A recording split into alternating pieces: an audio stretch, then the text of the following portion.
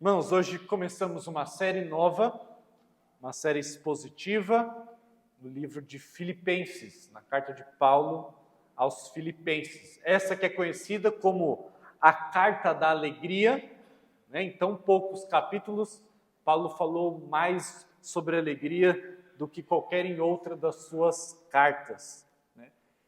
O que torna curioso Paulo falar tanto sobre alegria nessa epístola aos Filipenses é que Paulo estava preso nessa situação, né? Talvez a maioria, se não todos nós, diante de uma situação que estamos sendo presos pelo nosso único crime de pregar o Evangelho pela causa do Senhor.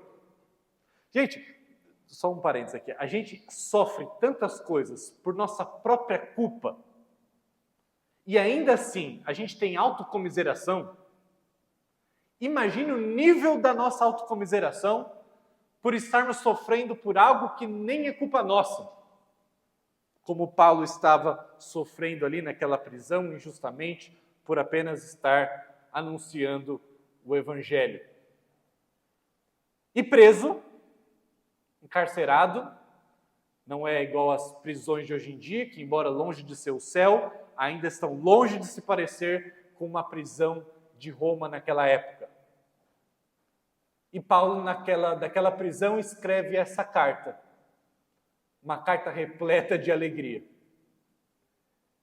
De fato, temos muito que aprender com essa carta. De fato, essa caminhada que teremos nessa série de mensagens em Filipenses tem muito a nos ensinar. E hoje, como obviamente, nós vamos começar do começo. Filipenses capítulo 1. Vamos ler os primeiros 11 versículos desta epístola. Filipenses capítulo 1, vamos ler os primeiros 11 versículos. A palavra de Deus diz assim: Paulo e Timóteo, escravos de Cristo Jesus, escrevemos a todo o povo santo em Cristo Jesus, que está em Filipos, incluindo os bispos ou presbíteros e diáconos. Que Deus, nosso Pai, e o Senhor Jesus Cristo lhes deem graça e paz. Todas as vezes que penso em vocês, dou graças a meu Deus. Sempre que oro, peço por todos vocês com alegria, pois são meus cooperadores na propagação das boas novas, desde o primeiro dia até agora. Tenho certeza de que aquele que começou a boa obra em vocês irá completá-la até o dia em que Cristo Jesus voltar.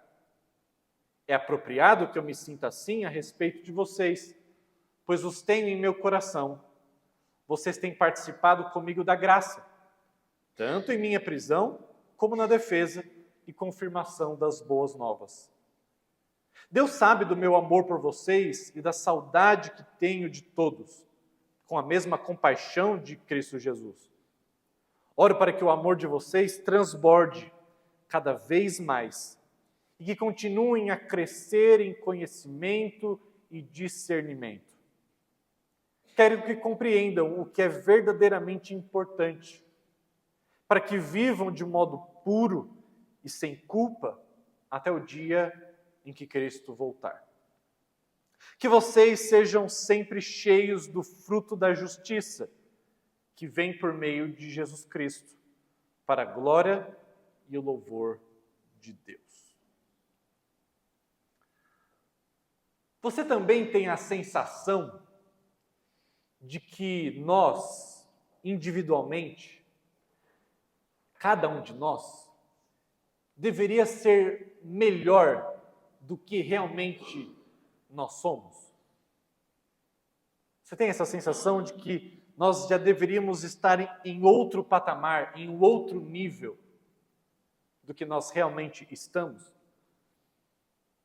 Enquanto igreja, você já parou para pensar que nós deveríamos estar em um outro nível de maturidade espiritual do que nós estamos realmente? Na caminhada cristã, Muitas vezes parece que nós damos um passo para cima, mas 2 para baixo. Parece que avançamos um pouco em alguma área, mas outras 2 se corrompem, retrocedem. Parece que caminhamos e caminhamos e caminhamos, mas o alvo continua tão longe quanto já esteve, se não talvez aparentemente mais distante. E ficamos muitas vezes desanimados nessa caminhada, com os nossos próprios pecados, com as nossas próprias falhas, com os nossos próprios tropeços, com as nossas incapacidades, com o problema da igreja, com a incapacidades, né? Habilidades não existe. Incapacidades da igreja, os pecados da igreja, as dificuldades da igreja. Nós experimentamos isso na esfera individual e na esfera coletiva. Parece que damos 2 passos para frente, para cima, 3 para trás.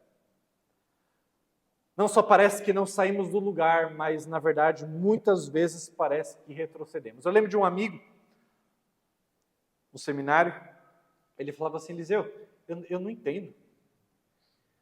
Quando eu me converti, cara, minha vida foi transformada de tal jeito, de tal modo. Eu caminhei com Cristo com tanto amor, com tanta coisa, mas hoje, depois de bons anos de caminhada com Cristo, eu olho para trás e eu me enxergo menos crente. Eu me enxergo, parece que retrocedendo. Mas como explicar se a Bíblia diz que eu estou crescendo, se eu estou num processo de santificação, eu não deveria estar melhor e não pior? E muitas vezes nós nos sentimos assim. Ficamos desanimados nessa caminhada.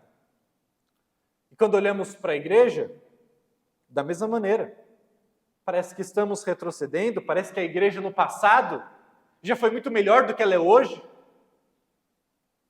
Não estou dizendo nem apenas da igreja primitiva, do 1º século. Estou dizendo na história da igreja. Nós lemos as histórias, os relatos de igrejas que fizeram tantas coisas, que foram efetivas na obra missionária, que participaram de grandes avivamentos. E nós olhamos para o nosso cristianismo e às vezes a gente desanima. Mas tem um problema. O certo tipo de pessoa que está mais propensa a perceber essas coisas, seja nela mesma ou seja na igreja, geralmente é uma pessoa, não sempre, mas geralmente é uma pessoa crítica demais. Está muito apta a enxergar os defeitos, a como deveríamos nos parecer, mas que nós não nos parecemos ainda. É um extremo.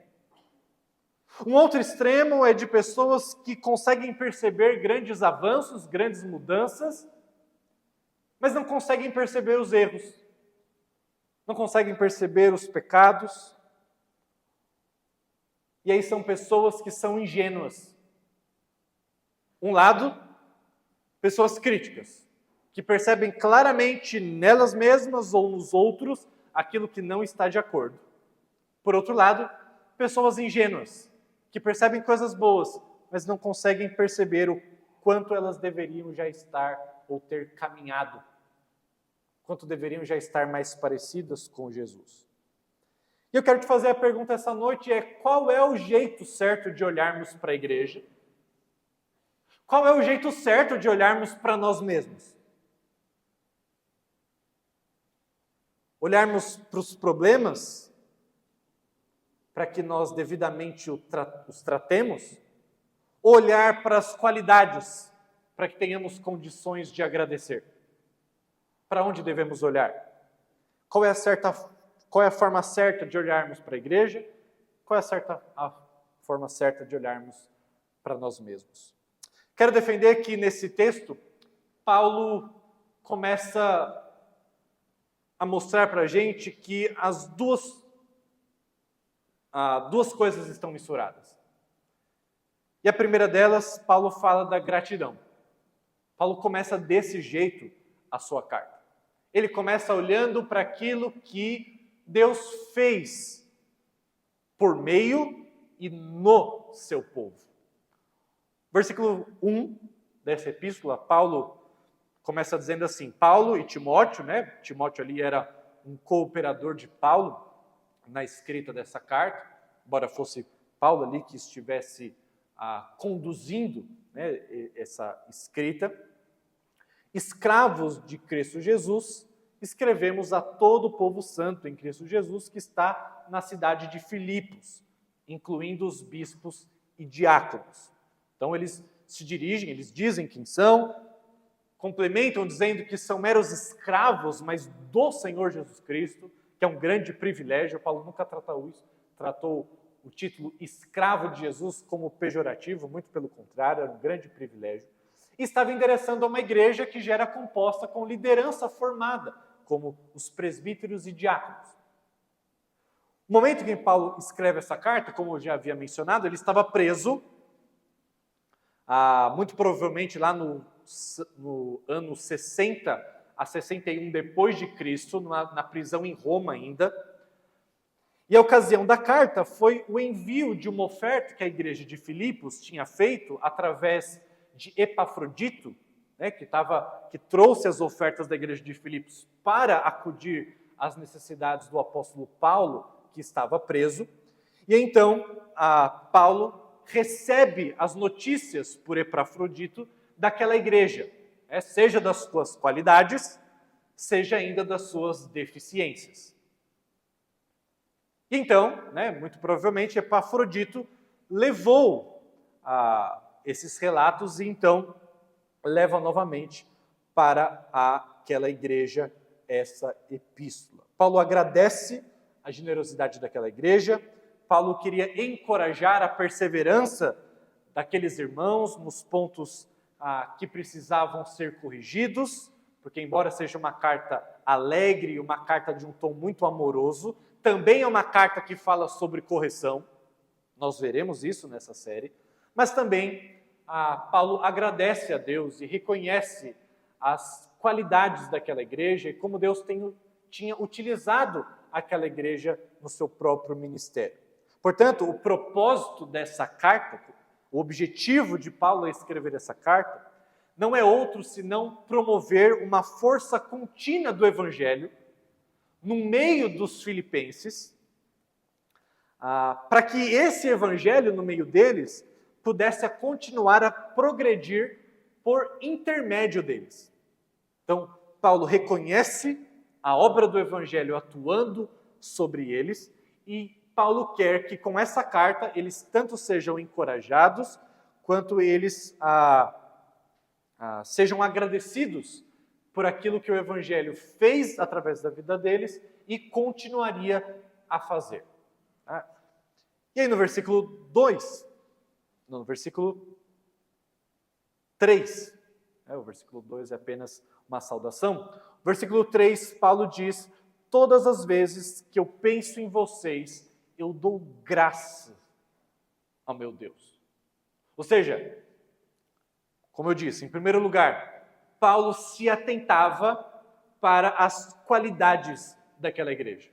Ele não fez só isso, mas ele não deixou de fazê-lo. Inclusive, a carta mais dura que Paulo escreveu, que são as suas cartas à igreja de Corinto, ainda nessas cartas, Paulo reconhece a graça de Deus na vida daqueles irmãos. Ou seja, não há nenhuma igreja neste mundo que ainda seja igreja que não tenha as graças de Deus sendo derramadas sobre ela. Nenhuma igreja tão impura que não tenha a graça de Deus nela, e não tem uma igreja que seja tão pura que não precise do perdão de Deus e da graça de Deus sobre ela também.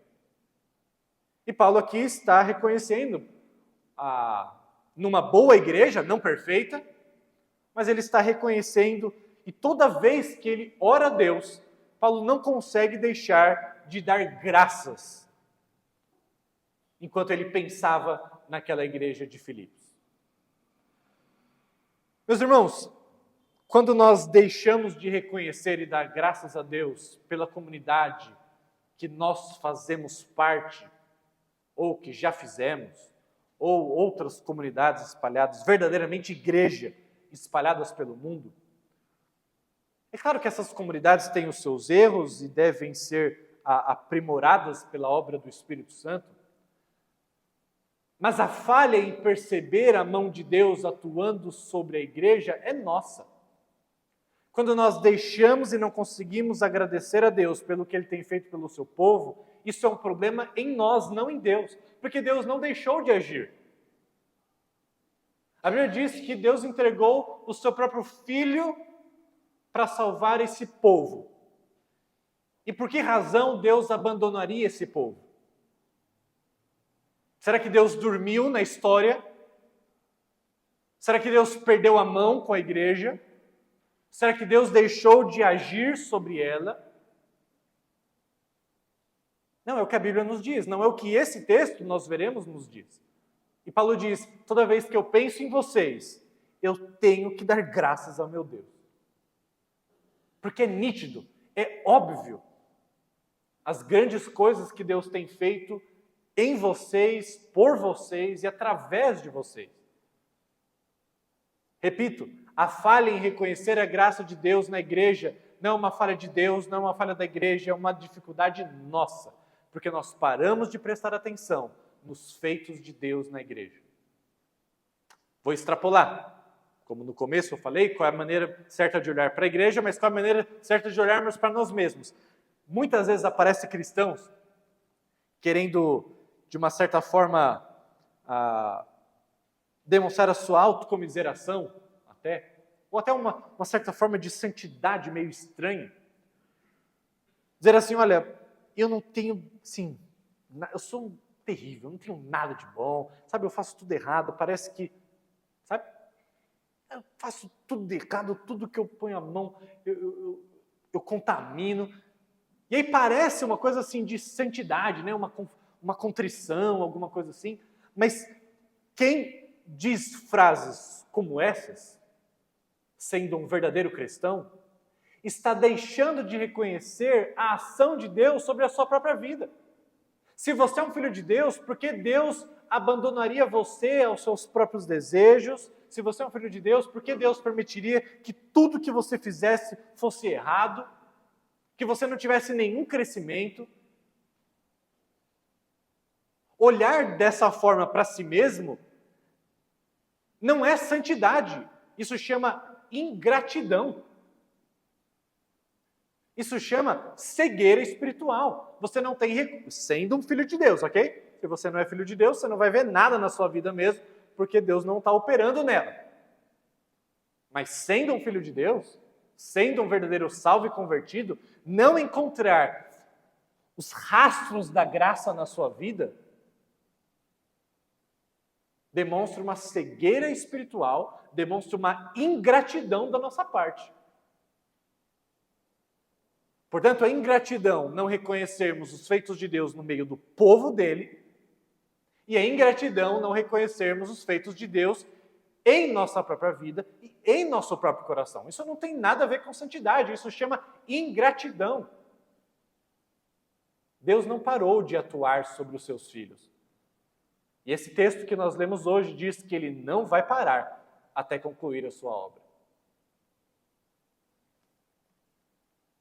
No versículo 4, Paulo, ainda nessa oração e nessa temática de graças, de gratidão, ele diz: sempre que eu oro, eu peço por todos vocês com alegria.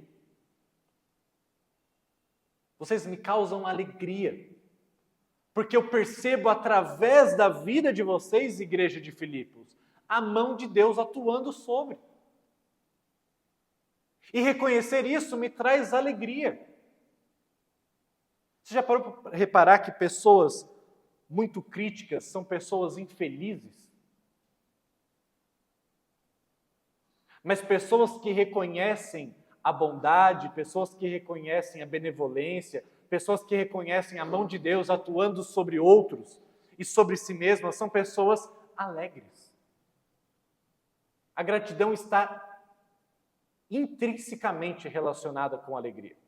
E Paulo diz, sempre que eu oro com vocês, eu peço por vocês. O que vocês precisam que eu peça? Mas eu faço isso com alegria, porque eu me lembro do que Deus tem operado em vocês, sobre vocês e por intermédio de vocês. No versículo 5, ele então faz a sua conclusão, quando ele diz: pois vocês são meus cooperadores na propagação das boas novas. Por isso que eu peço por vocês com alegria, porque eu reconheço que vocês são meus parceiros naquilo que Deus me chamou e chamou vocês para fazer. Um parênteses aqui. Paulo está se dirigindo a uma igreja que estava em Filipos, ou seja, é uma igreja que não saiu do seu lugar. Paulo saiu do seu lugar. Paulo estava numa viagem missionária, mas Paulo chama aquela igreja de meus cooperadores na propagação das boas novas. Era uma igreja em missão, ainda que era uma igreja que estava no seu lugar de origem. Paulo reconhece que eles eram cooperadores deles, que eram missionários, tanto quanto eles, mas porque era uma igreja que apoiava, que ia junto com o apóstolo Paulo, ainda que não geograficamente. Mas, quando necessário, enviava geograficamente Epafrodito para atender às necessidades do apóstolo Paulo preso. Era uma igreja efetivamente em missão, e Paulo diz, do primeiro dia até agora. Ou seja, uma igreja que nasceu sendo missionária. Uma igreja que nasceu sendo cooperadora. Não esperou ficar madura para isso. E Paulo louva a Deus. Paulo reconhece com gratidão diante de Deus que aquela era uma igreja cooperadora na propagação das boas novas. Portanto, irmãos, todos nós, enquanto igreja do Senhor Jesus Cristo, devemos ser cooperadores do apóstolo Paulo, cooperadores dos missionários que essa igreja apoia, dos missionários que nós nem conhecemos. Nós devemos ser cooperadores porque temos a mesma missão de propagar as boas notícias do Evangelho. Portanto, Paulo, no meio da sua oração de gratidão, ele reconhece que somos uma igreja em missão. E ele agradece a Deus por isso. No versículo 6, então, para mim, o versículo-chave deste texto, Paulo diz: eu tenho certeza de que aquele que começou a boa obra em vocês irá completá-la até o dia em que Cristo Jesus voltar. Nesse versículo, só nesse versículo, Paulo reconhece as duas coisas. Uma, ele reconhece a graça de Deus na vida daquela igreja. Ou seja, ele reconhece que há uma obra que foi iniciada. Mas ele reconhece também que é uma obra ainda não terminada. Ele reconhece as duas coisas. Primeiro, ele diz, a obra começa com Deus, aquele que começou a boa obra em vocês. Ou seja, essa obra não é algo que nós iniciamos, que nós colocamos para rolar. Quem faz isso é o próprio Deus. Deus começou a boa obra em vocês. Deus começou, não nós. Deus que nos chamou, Deus nos regenerou, Deus nos deu nova vida. Deus fez isso. Portanto, não há motivo nenhum para orgulho. Mas Paulo não diz apenas que Deus começou a boa obra em nós. Paulo diz que aquele que começou, ele com certeza vai terminar até o dia do retorno de Jesus Cristo. Paulo fala de uma certeza de finalização, porque diferente de nós, Deus não abandona seus projetos. Deus não abandona. Ele trabalha em nós. Ele nos transforma pouco a pouco mais parecidos com Jesus. De novo, como eu comecei essa mensagem, às vezes na nossa caminhada cristã, parece que a gente dá um passo para cima e dois para baixo. Parece que a gente caminha, mas o objetivo está cada vez mais distante. Parece que nunca chega. O nosso alvo é sermos parecidos com Jesus, mas parece que a vida passa e esse alvo continua tão distante, se não mais do que no começo. Um parênteses aqui. Existe uma explicação racional para isso ser desse jeito, para parecer desse jeito. Caminhar mais perto de Jesus significa estar mais perto da luz. E quanto mais próximos da luz nós estamos, mais nós conseguimos perceber defeitos em nós mesmos que no escuro nós não percebíamos. Portanto, imagine uma caminhada com Cristo, que Cristo está ali na porta e eu comecei aqui. Cristo me tirou das trevas e trouxe para a luz. Então eu dei um passo da escuridão para a luz.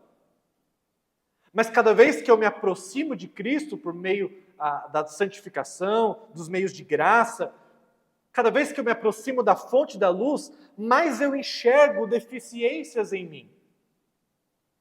Por isso que o apóstolo Paulo, o grande apóstolo Paulo, começou a sua jornada cristã dizendo que ele era o pior de todos os apóstolos, o menor dos apóstolos. Você fala, pô, mas os apóstolos eram outro nível. Aí passa mais anos na sua caminhada cristã, ele diz, eu sou menor de todos os santos. Aí você fala, bom, beleza, dos santos, eu ainda acho que não é, Paulo, acho que ainda você está dando uma exagerada, mas dos santos, beleza. Mas ele termina a vida dele dizendo, eu sou o pior de todos os pecadores. Você fala, endoidou, Paulo? O que está acontecendo com ele? Ele está regredindo? Não. Ele se aproximou tanto da luz que mais dos seus pecados ele conseguia enxergar. Quer ver uma coisa curiosa? Nem preciso te contar isso, provavelmente você teve essa experiência. De pessoas extremamente ingênuas, pessoas extremamente imaturas, neófitas na fé.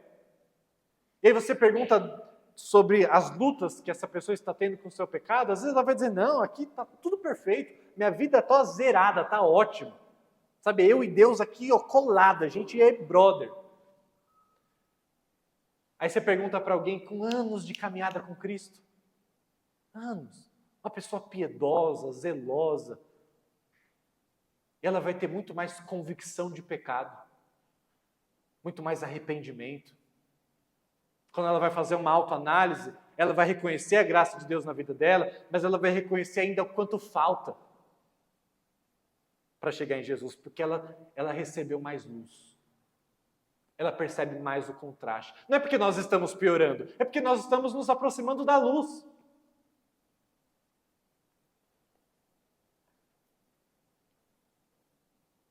Temos de nos lembrar que a escada chamada santificação, que nós somos introduzidos nela por causa do que Cristo fez, no final das contas, nós precisamos dar um passo para fora dessa imagem e reconhecer que essa escada, que nós sim damos um passo para cima e dois para baixo, a gente vai descobrir que é uma escada rolante.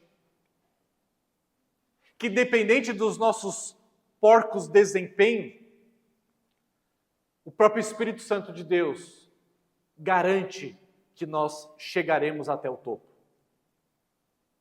E Paulo reconhece isso aqui. Ele diz, quem colocou vocês nessa escada foi Deus. E esse Deus que colocou vocês nela, Ele vai fazer vocês chegarem até o final. Ele vai completar a boa obra em vocês até o dia de Jesus voltar. Há uma certeza nisso. Portanto, há muita confiança. Agora, isso não nos isenta de responsabilidade. No decorrer desse texto, Paulo vai falar qual é a nossa responsabilidade. Ele não diz, descanse em berço esplêndido, espere Deus fazer. Não, ele diz, Deus vai fazer. É uma garantia. Mas ainda assim, façam isso. Olha o versículo 7. É apropriado que eu me sinta assim a respeito de vocês, pois os tenho em meu coração. Vocês têm participado comigo da graça, tanto em minha prisão, como na defesa e confirmação das boas novas. Olha que interessante o que ele diz nesse versículo. Eles participaram da graça. O jeito mais simples, até simplista de definir graça, seria um favor imerecido. É simplista, mas fiquemos por isso por enquanto. Ele está dizendo que eles receberam a graça de participar na defesa e confirmação das boas novas, o Evangelho. Isso é um privilégio que nós não merecemos, é isso que Paulo está dizendo. A gente não merece participar da defesa e nem da confirmação das boas novas. Nós não merecemos isso. Mais para frente, no final do capítulo 1, Paulo vai falar que aqueles irmãos receberam a graça de não não somente crer em Cristo, mas de sofrer por Ele. Até o sofrimento pela causa do Evangelho, Paulo diz que é graça, que a gente não merece. Nem merecer pela causa do Evangelho a gente merece, mas ainda assim nós temos esse santo privilégio. Portanto, Paulo aqui nos alude ao envolvimento missionário necessário para uma igreja com aqueles missionários que estão distantes e que sofrem pela causa do Evangelho. Nós devemos participar dessa graça. Versículo 8. Deus sabe do meu amor por vocês e da saudade que tenho de todos com a mesma compaixão de Cristo Jesus. Ou seja, até aqui, Paulo reconheceu a graça de Deus atuando sobre e através daquela igreja de Filipos. Mas Paulo não era apenas um homem ingênuo. Paulo reconhecia que aquela igreja precisava de tratamento. Paulo tinha o reconhecimento de que aquela igreja ainda não tinha chegado lá. E por isso Paulo intercede. No versículo 9, Paulo começa dizendo: oro, intercedo, clamo para que o amor de vocês transborde cada vez mais. E que continuem a crescer em conhecimento e discernimento. Paulo estava pedindo para que o amor deles transbordasse. Percebe? Paulo pede também por conhecimento, discernimento, são coisas importantes na caminhada cristã, sem dúvida alguma. Tem vários textos que o próprio apóstolo Paulo diz que devemos ser transformados pela renovação da nossa mente. Sem dúvida alguma, aquilo que pensamos ocupa um papel fundamental na nossa caminhada com Cristo, mas Paulo começa pedindo para que o nosso amor transbordasse. Amor não é algo racional. Paulo pede para que aquilo que é o combustível do nosso coração, ou seja, da essência de quem nós somos, que é o amor, Paulo pede para que o amor transborde. Nós nunca conheceremos a Deus como Ele convém ser conhecido enquanto o nosso coração não for repleto de amor por Deus. O amor antecede o conhecimento.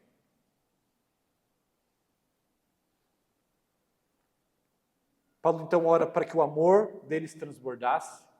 Paulo ora para que eles crescessem em conhecimento e discernimento das coisas espirituais. Porque Paulo reconheceu que eles não tinham amor suficiente ainda, ou devidamente ordenado. Paulo reconheceu que eles não tinham conhecimento e discernimento suficientes.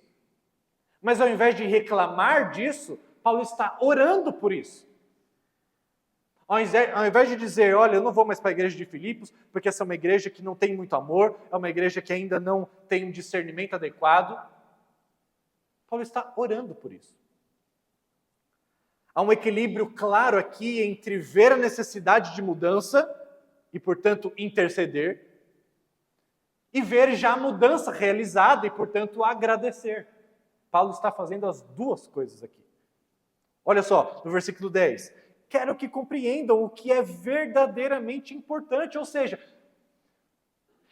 sabe quando você recebe um desodorante de presente de aniversário? Espero que ninguém tenha recebido esse presente aqui. O que receber um desodorante no dia do seu aniversário indica? Tem alguma coisa que não está bem. Isso vale para perfume também.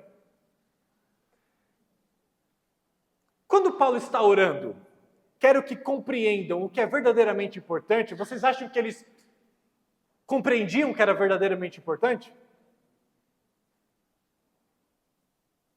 Quando Paulo está orando isso, ele está reconhecendo automaticamente que aquela igreja ainda não tinha alcançado uma compreensão daquilo que realmente importava. Não era uma igreja que tinha um senso de prioridade adequado. Já tinha crescido nisso, certamente, mas ainda não tinha chegado lá.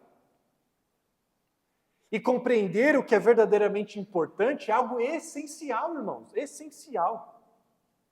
Um dos grandes problemas que nós temos hoje, em várias áreas da nossa vida, é falta de priorização. Porque quando tudo é importante, nada é importante. Não sabemos o que é verdadeiramente importante e por isso nós falhamos demais. E por isso Paulo pede, Deus, Dê a compreensão para aquela igreja daquilo do que realmente importa. Porque a gente passa a vida distraído, olhando para as coisas que são secundárias, terciárias. E aquilo que é essencial, a gente está deixando passar. E Paulo ora, e nós devemos aprender a orar isso, não apenas pela igreja, mas por nós mesmos. Deus, me ensine a ver aquilo que é importante. Porque, Deus, eu estou tão focado nesse pequeno espaço em que o meu trabalho me permite fazer. Eu estou tão focado nessa pequena coisa que me tira o sono. E eu não estou focado naquilo que realmente importa. E Jesus já tinha falado o que realmente importa. Buscar em primeiro lugar o reino de Deus. Isso é o que realmente importa.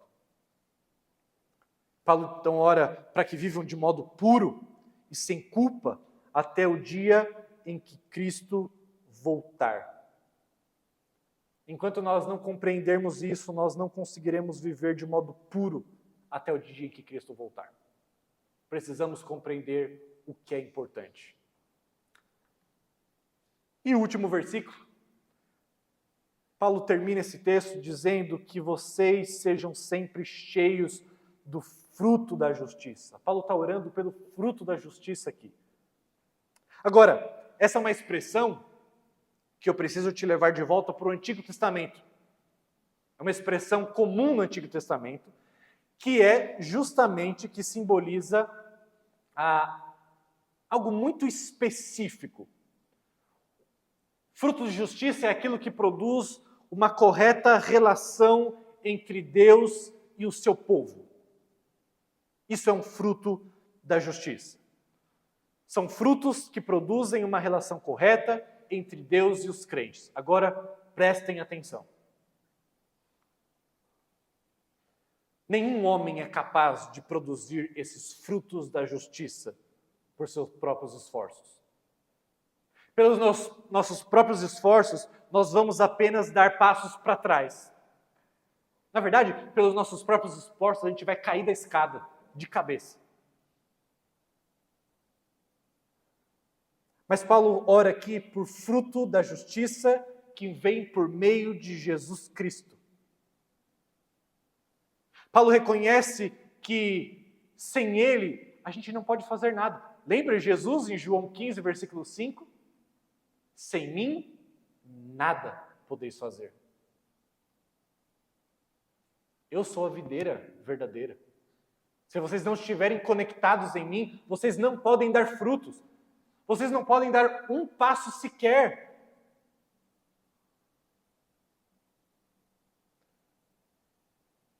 É Cristo que, por meio do seu sacrifício, adquiriu para o crente um novo estado, os frutos da justiça. E agora, através do Espírito Santo, que é enviado ao nosso coração, o Espírito Santo vai trabalhando em nós os frutos, ou o fruto do Espírito em nós, para que nos assemelhemos cada dia mais com a pessoa de Jesus. Sei que infelizmente a gente perdeu a projeção, mas a ideia era você voltar a sua mente para aquela escada. E que na nossa caminhada cristã parece darmos um passo para cima, dois para baixo.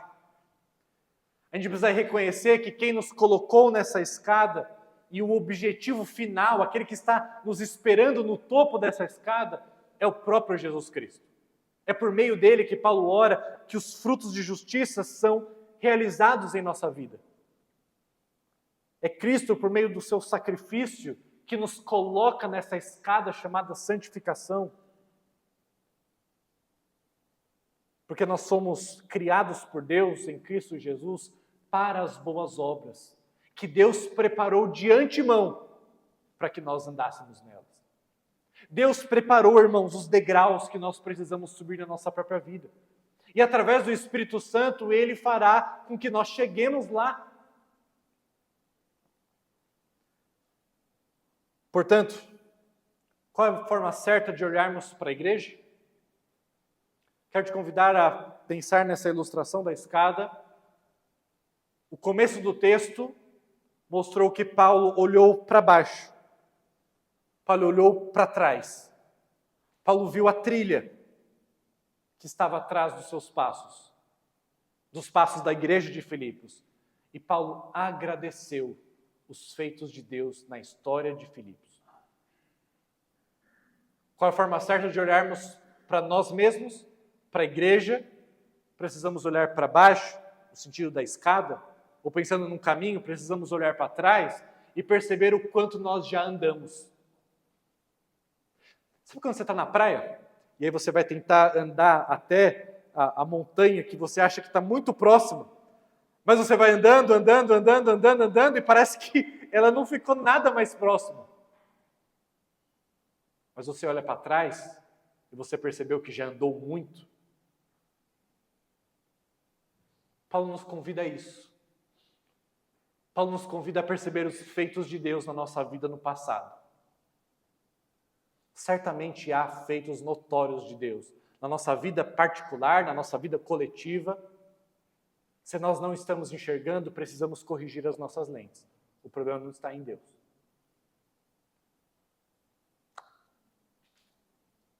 Mas Paulo também nos convida a olhar para cima, para o topo da escada. Paulo nos convida a olhar para frente, para aquele que está nos esperando no final do caminho. Porque quando nós olhamos para ele, nós percebemos que ainda estamos distantes. Quando olhamos para a perfeição de Cristo, a gente percebe que ainda falta muito a ser andado. E precisamos disso. Porque é só quando reconhecemos que ainda falta muito, que nós oramos, que nós temos dependência de Deus, que nós nos humilhamos perante Deus. E Paulo nos convida a isso. Paulo nos convida a orar por nossa própria santidade. Paulo nos convida a orar pelo crescimento da igreja. É o famoso já e ainda não. Nós já alcançamos a perfeição em Cristo, porque Ele é a nossa perfeição, mas ainda nós não demonstramos e vivemos toda a perfeição de Cristo em nossa própria vida, ainda não. Portanto, irmãos, fazer uma coisa ou outra, escolhermos o caminho da gratidão, de olhar para aquilo que Deus fez, ou escolhermos o caminho de reconhecer o que ainda não chegamos lá. Escolher uma das duas coisas promove um grave perigo para a nossa caminhada cristã. É prejudicial para a igreja e para nós mesmos, como indivíduos. Não reconhecer os feitos de Deus em nossa própria história é ingratidão e não gera louvor a Deus, como Paulo termina o versículo 11 aqui falando. Mas não reconhecer o quanto ainda nós precisamos crescer não passa de ingenuidade e de ignorância. E da mesma forma não produz o louvor que Deus merece. Ou seja, não agradecer os feitos de Deus na igreja nos torna, na verdade, meros críticos que não ajudam em nada a igreja. Perceber só as falhas, só aquilo que deve ser mudado, nos torna pessoas extremamente desagradáveis e improdutivas. Mas também não agradecer os feitos de Deus em nossa vida nos enche de autocomiseração. Não interceder pelo crescimento da igreja ou por nós mesmos nos faz negligentes, apáticos. Portanto, Deus começou a boa obra em nós. Lembre do versículo 6. Aquele que começou a boa obra em vocês. Meus irmãos, se Ele começou, então quer dizer que você tem algo a reconhecer. Muitos algos a serem reconhecidos na sua vida. Do que Deus fez e tem feito. Talvez você não parou apenas para olhar isso. Nosso bairro, a nossa igreja. O que Deus fez e o que Deus tem feito? Agradeça por isso. Mas não faça só isso. O versículo 6 diz que aquele que começou a boa obra, há uma obra em andamento, mas ele vai terminar. Ou seja, o que falta ainda? O que resta? O que em mim, o que nessa igreja ainda não se parece com Jesus? Ore por isso. Trabalhe por isso. Reconheça isso. Portanto, a gratidão e a intercessão são os verdadeiros motivadores que precisamos para continuar nossa caminhada cristã rumo à semelhança a Jesus Cristo. Quero te convidar a orar comigo. com aquilo que aprendemos do apóstolo Paulo essa noite. Senhor Deus, obrigado por aquilo que o Senhor fez na nossa história, enquanto teu povo, enquanto igreja do Senhor. Obrigado pelo sacrifício do teu Filho em nosso lugar. Obrigado por aquilo que o Senhor já fez por intermédio dessa igreja, em propagar as boas novas para pessoas que foram convertidas por meio desse ministério. Te agradecemos, Deus, pelo impacto que essa igreja já teve no lugar onde o Senhor já a colocou. Impactos que talvez muitos de nós não saibam nem enumerar. Talvez nós nem estejamos atentos a perceber tudo que o Senhor tem feito através de nós, por nós, em nós. Talvez não estejamos capacitados para isso. Mas reconhecemos que a Tua palavra diz que o Senhor certamente não dorme. E o Senhor continua atuando sobre o Teu povo. Queremos agradecer, Deus, pelo aquilo que o Senhor tem feito em nossa própria vida, em nossa própria caminhada. Reconhecemos, Deus, que o Senhor tem nos santificado, que o Senhor tem nos moldado à semelhança de Jesus, através do sofrimento, através da dor, através do arrependimento, através da Tua palavra, através dos meios de graças, através do ministério dessa igreja. Mas, Deus, queremos Te pedir, porque ainda somos uma obra incompleta. Sabemos que chegaremos lá, mas queremos arregaçar nossas mangas e orar e trabalhar. Queremos ser cooperadores, Pai, da tarefa de pregar o Evangelho a todas as nações. Queremos, Deus, nos preocupar com aquilo que realmente importa. Queremos que o amor transborde em nossos corações. Queremos ser conhecedores, Pai. Queremos ter discernimento das Tuas verdades maravilhosas.